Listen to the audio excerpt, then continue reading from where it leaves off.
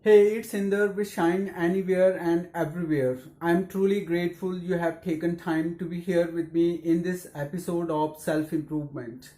Here on this channel, I bring you content full of inspiration, motivation, tips, tricks, and positivity that's primarily focused on self improvement and personal growth and development. Today, I'm going to talk about emotional intelligence, also known as EQ or emotional quotient. Most of us are familiar with the term IQ or intelligence quotient, which is primarily associated with our ability to learn, memorize, applying knowledge, and solving problems using logic and reasoning. But emotional intelligence is different altogether. While it has just become a more popular buzzword in the past decade, the concept of emotional intelligence has been around for a while now. Today, emotional intelligence is widely talked about in business and scientific communities and compared rigorously with intelligence quotient. If you are not sure what emotional intelligence is, you have come to the right place. Just stay tuned to learn about what it is and why you should know about it. You probably know some people around you who are ever calm and composed.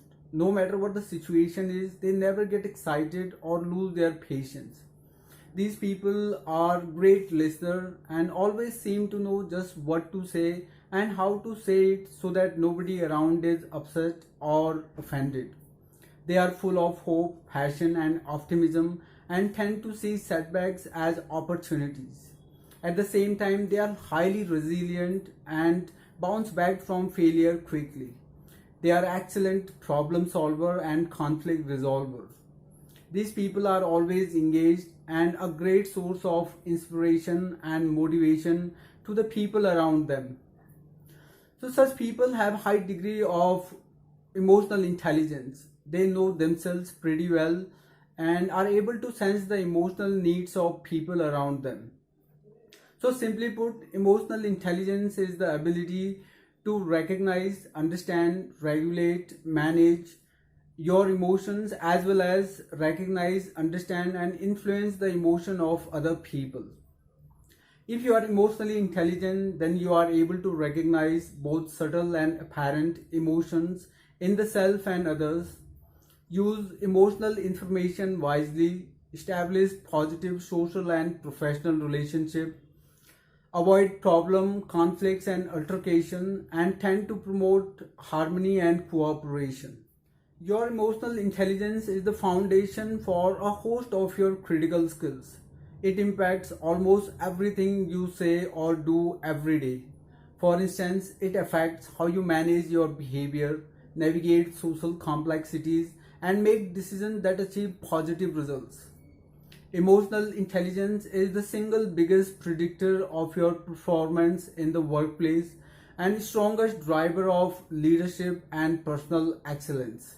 One finding uncovered by several studies reflect that your IQ only accounts for 20% of your success and achievement, while other 80% depend solely on your emotional intelligence.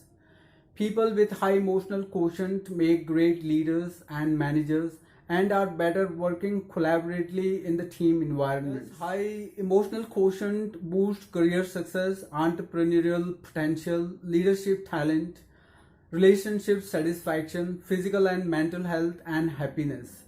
So, when it comes to enjoying professional success and mutually rewarding personal relationship, your emotional intelligence matters more than your intellectual abilities. Regardless of where you are today on the EQ scale, emotional intelligence can be developed and improved.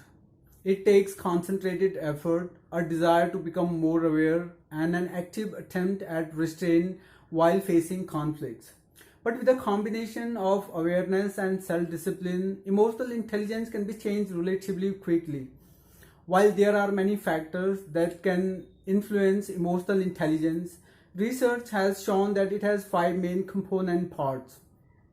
So let's talk and learn about each one so that you can leverage the tremendous power of emotional intelligence to improve your life at home and at work. The first component of emotional intelligence is self awareness, Without it, you have no real idea of who you are and what you want. Self-awareness gives you a true understanding of your emotions, emotional trigger, strengths, weaknesses, goals, values, and drives. With high degree of self-awareness, you are neither overly critical nor unrealistically hopeful. Instead, you are honest with yourself and others. Your emotions control your behavior, and your behavior affects the people around you. Self-awareness helps you to understand the impact of your behavior on yourself and others. To raise self-awareness, make note of your emotions and behavior. It helps you to trace the pattern of situation that trigger disruptive emotion and impulses. Over the time, self-awareness helps you to identify and control your emotions and respond positively in all kind of situation. Being very emotional doesn't make you emotionally intelligent. Alternatively, it makes things more challenging for you. However, being able to regulate and manage your emotions makes you emotionally intelligent in the true sense of the term. So this makes self-regulation the next essential component of emotional intelligence. Biological impulses drive our emotions. We can't do away with them, but we can invariably manage them.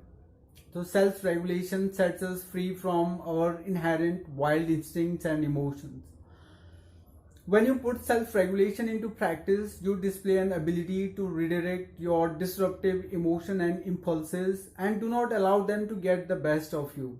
With self-regulation, you can reframe your feelings and emotions and align them with your goals and values. To develop self-regulation, practice response rather than reacting to the people and situations. Reactions are often abrupt and unthought of, but responses are well thought out, not just an outburst. Be flexible and accountable. Take responsibility instead of blaming the situation, and above all, thrive on improving yourself. The third key component of emotional intelligence is intrinsic motivation. This kind of motivation is not driven by external agents such as money, power, fame, award, reward, recognition, etc. It is related to your passion, commitment, and vision. Highly motivated people are positive, enthusiastic, focused, passionate, highly resilient in the face of adversity, and able to beat procrastination every single time.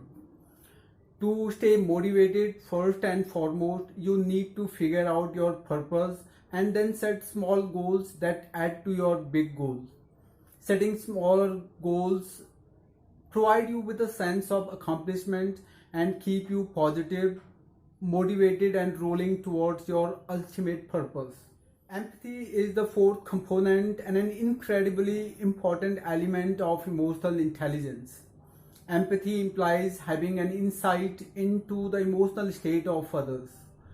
With empathy, you can easily understand the emotional makeup of other people. People with high degree of empathy are able to understand what the other person is feeling, see things from their point of view, and imagine themselves in their place. When you are competent in this area, it becomes easy to understand the intent of people, make decisions, foster meaningful connection, and recognize power dynamics in a group or in an organization. To be highly empathetic, you have to be an active listener and a keen observant of people and their moods and behavior. The fifth and final component is social skills, which is the culmination of all the components of emotional intelligence. Social skills refer to the ability to build rapport with people around you and manage relationships with a goal in mind. Socially skilled people tend to have a wide circle of acquaintance as they possess a knack for finding a common ground with all kinds of people. They are highly persuasive and have an expertise in building and leading teams and groups. If you have made a big stride in the first four, this fifth component of emotional intelligence tends to grow on its own without much effort. Just be authentic and an effective communicator. Praise others for their effort and provide positive and constructive feedbacks. So this brings us to the end of today's video. If you liked the video, give it a thumbs up and be sure to subscribe to the channel. I'll see you in my next video. Until then, goodbye.